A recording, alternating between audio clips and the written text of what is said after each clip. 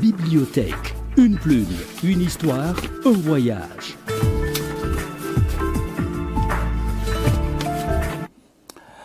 Nous l'avons épluché tout au long de la semaine avec Dormir mieux sans médicaments, signé chez docteur neurologue Olivier Capteau qui est avec nous en plateau. Docteur, bonjour, merci d'être avec nous.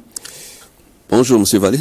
Nous sommes très heureux de partager cela. Alors, votre ouvrage, docteur, aborde le sommeil sous un angle à la fois médical, comportemental et voire accessible à tous. Comprendre la biologie du sommeil, le sommeil que vous, dans votre livre que vous décryptez, avec son cycle équilcardien, l'impact de la mélatonine, c'est ça, mélatonine. Mélatonine. Merci d'être avec nous. Et c'est vrai que déjà, quand on prolonge un petit peu, il y a la manière dont les habitudes modernes, écran, caféine, horaires irréguliers, perturbent l'horloge biologique. Vous touchez ce point en 3 étapes. Par exemple, vous parlez de la dépendance médicamenteuse quand vous mettez en place. Alors, tout ceci nous amène à vous poser la question de savoir, pour un patient qui prend des somnifères depuis plusieurs mois ou plusieurs années, comment amorcer une transition avec les méthodes que vous avez pris la peine de nous mettre dans Dormir mieux sans médicaments? Très bien. Alors, merci pour la question. Oui. Alors, il faut savoir que cet ouvrage ne remplace pas une consultation médicale. Absolument pas. Il ne remplace pas une consultation médicale. Ce sont des mesures pour améliorer, pour impacter son sommeil. Quelqu'un qui est déjà sous somnifère gagnerait à appliquer ces méthodes pour améliorer son sommeil, mais la transition de somnifère à pas de somnifère se fait sous contrôle médical. Un somnifère, lorsqu'on le prend, même sa réduction doit être progressive. Donc, ce livre est là pour aider, pour accompagner, pour éviter de se retrouver dans la situation où on aurait besoin de devoir prendre des somnifères. Dites-nous, vous qui êtes neurologue, entre 2 patients, vous avez le temps de pouvoir griffonner? Eh bien, vous partez de la base de ces expériences-là pour pouvoir nous mettre tout ça en place? Alors oui, il faut dire que c'est assez difficile parce que médecins, on n'a pas beaucoup de temps. Neurologues, encore plus, nous ne sommes pas nombreux. Donc, nous nous sommes inspirés, si vous avez vu un peu le livre, de beaucoup des expériences que nous avons rencontrées, quelques-unes que nous avons partagées avec les confrères pour pouvoir mettre ce guide en place pour que chacun se sente impliqué, pour que chacun comprenne la chose et sente que ça lui parle et que ça le concerne. Dites-nous, est-ce que vous qui êtes praticien aujourd'hui, quand vous entendez parler, est-ce que nous sommes suffisamment, est-ce que nous dormons bien? Nous dormons mieux ou bien nous dormons très mal, voire mal? Nous dormons, on va dire, très mal. Nous dormons très mal. Ça c'est fort, ça c'est l'extrême. Très mal, c'est l'extrême. Oui, non, nous dormons tous très mal et l'une des premières plaies de notre siècle, ce sont les écrans. Parce que la majorité d'entre nous passons de nombreuses heures sur les écrans. Et pour ceux qui auront la chance de pouvoir parcourir le livre, vous verrez que nous avons besoin d'environ 7 heures de sommeil pour un adulte. Minimum ou bien maxi? Minimum. Non, docteur, s'il vous plaît. 7 heures de sommeil, c'est-à-dire que s'il faut dormir à 23 heures, moi, déjà commencé à dormir à 19 heures, alors qu'à 19 heures, on n'a pas encore mangé. Si on doit se mettre à attendre le braisé, qui va cuire. Oui, malheureusement, notre horloge biologique a des besoins. Notre horloge biologique a des besoins. Si vous regardez le sommeil, lorsque la création nous a imposé le sommeil, vous voyez que nos ancêtres dormaient dès que le jour tombait. Un peu comme les poules, dès que le jour tombe. Avec le modernisme, avec l'éclairage, nous restons tous très tard. Mais vous voyez que quand à l'époque avant, dans les zones rurales, on dormait assez tôt.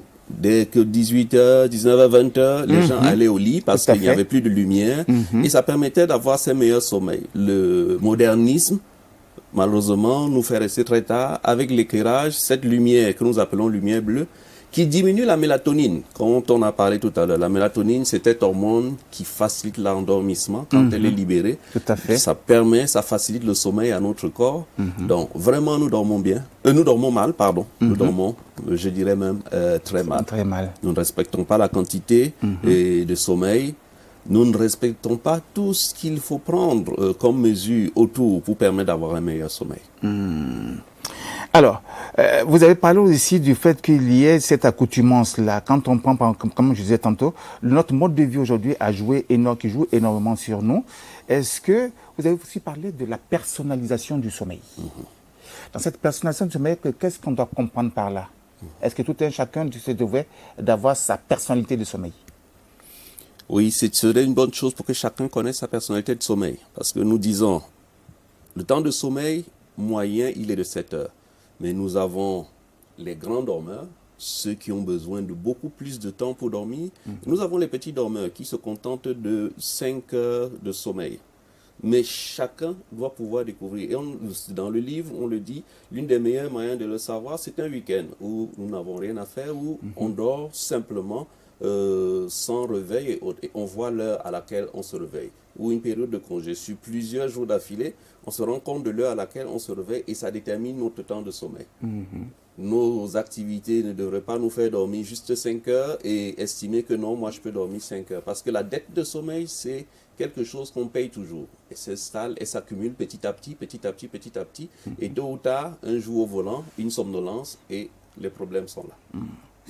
Quand vous dites que 8 heures de sommeil, 6 heures de sommeil, chacun se devrait de s'accumuler. Alors, beaucoup se trouvent, il y en a d'autres qui dorment à partir de 19 heures et qui se réveillent à 1 heure, 2 heures du matin pour dire qu'ils se mettent à travailler.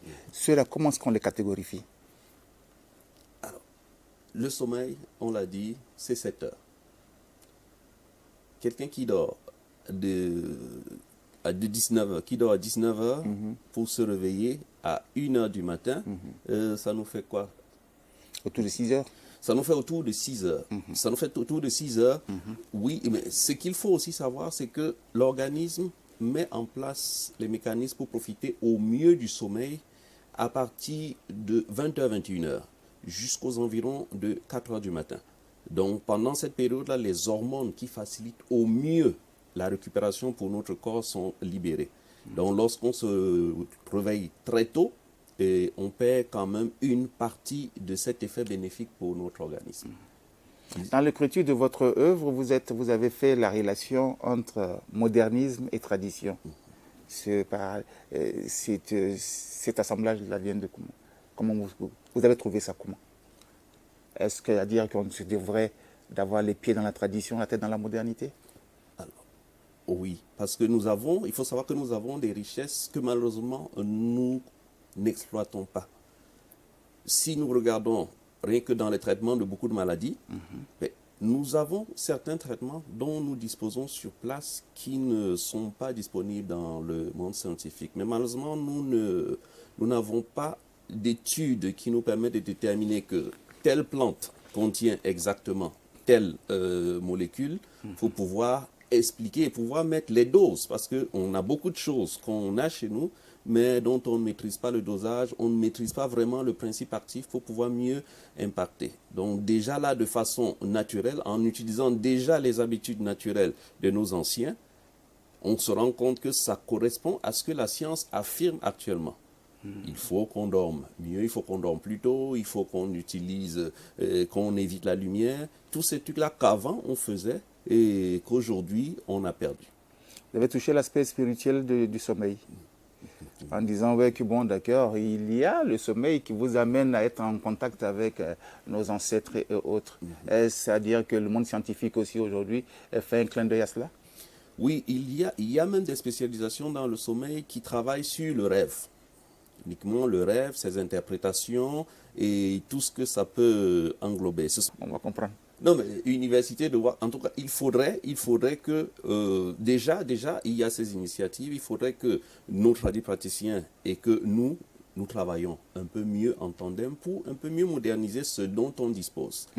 Alors, pour en faire vraiment des choses qui puissent être, et même pourquoi pas vulgarisées, parce que notre connaissance se perd petit à petit, parce que ceux qui le connaissent, au fur et à mesure qu'ils partent, on perd cette connaissance.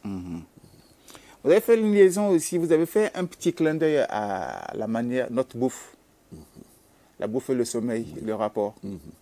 Très bien. Que ce soit la bouffe, que ce soit nos habitudes de vie, tout ça joue sur le sommeil. Manger un peu plus léger le soir, éviter les excitants comme le thé, alcool à partir d'une certaine heure, ça aide, ça améliore le sommeil. Vous avez dit que le thé, ça c'est la première partie. Oui, Il y en a plein qui risquent de ne pas vous porter en cœur quand Non, même. non, on les évite à partir d'une certaine heure. Vous pouvez prendre votre thé, mais à partir de 16 heures, il faut éviter les thés, les cafés, il faut les éviter. Et les autres habitudes, le sport qu'il faut faire régulièrement, ça aide à mieux dormir, mieux manger. Une bière autour de bouger. 21h, ça passe pas. Une bière autour de 21 heures, non, il vaut mieux la prendre un peu plus tôt, 19 à 20 heures.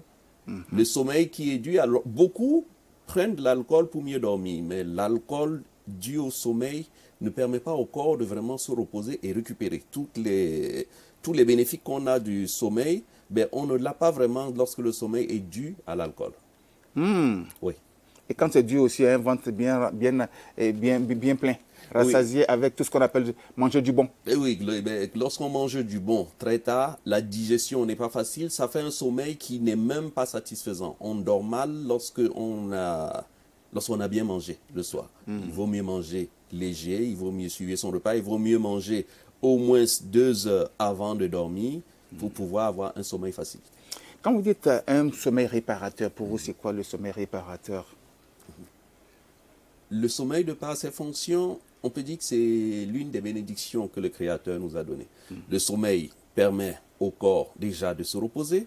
Le sommeil permet au cerveau de se détoxifier, de se nettoyer. Il permet au cœur de ralentir. Il permet à la digestion de pouvoir se renouveler. Il permet au poids de pouvoir diminuer. Donc le sommeil, c'est vraiment l'une des miracles que la nature nous a donné pour pouvoir être bien. Sauf que tout le monde le néglige, tout le monde pense que le sommeil, on peut s'en passer.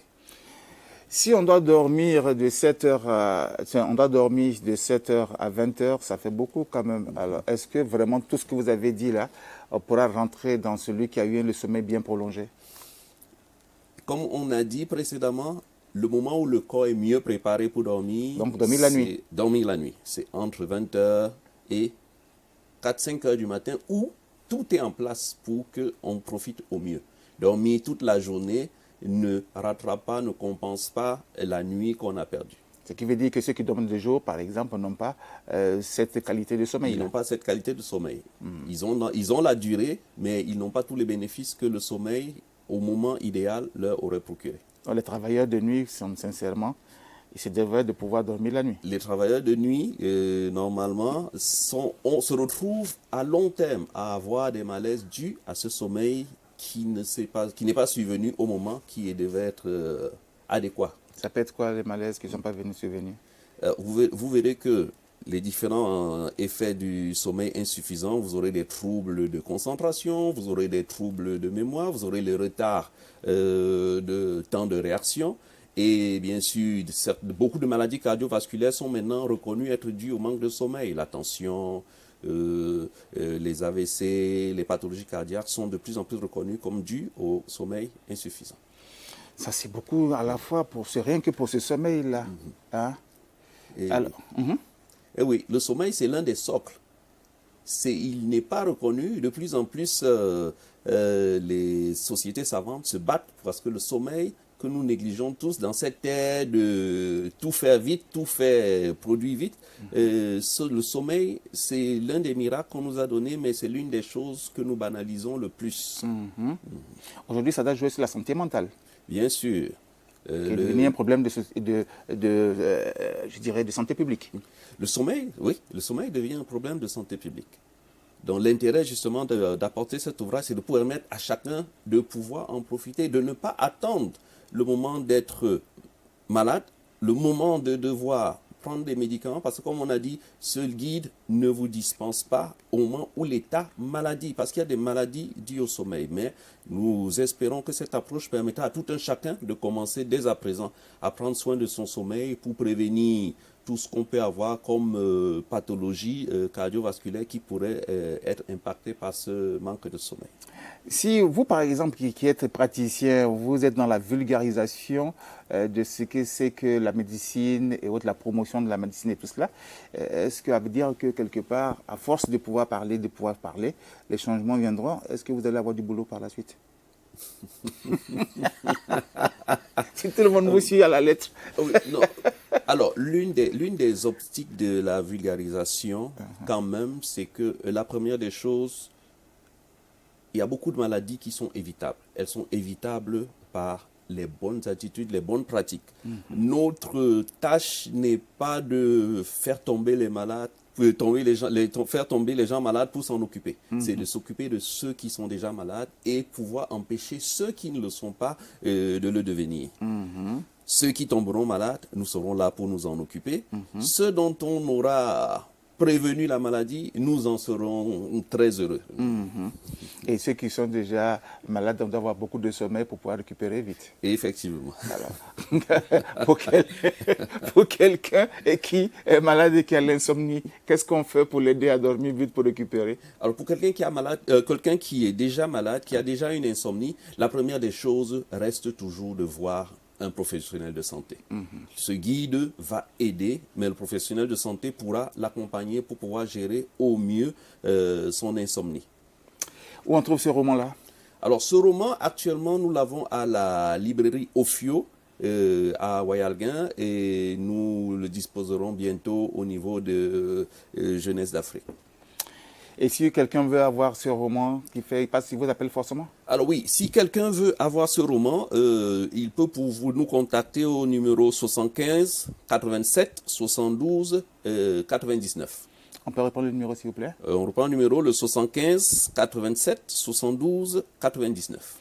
Docteur, en somme, dormir mieux sans médicaments nous rappelle que le sommeil de qualité ne s'achète pas en boîte, mais que ça se cultive au quotidien, en réapprenant à écouter les signaux du corps, en adaptant nos habitudes respectueuses de notre physiologie. Et il est possible de trouver des nuits réparatrices en matière de sommeil, surtout en matière d'autonomie, et pour rester serein. Ouvrage indispensable pour ceux qui veulent bien comprendre, et pour souhaiter faire de sa santé une priorité dès aujourd'hui. Mieux dormir sans médicaments. Docteur Olivier Capteau, merci encore. Merci, M. Palais.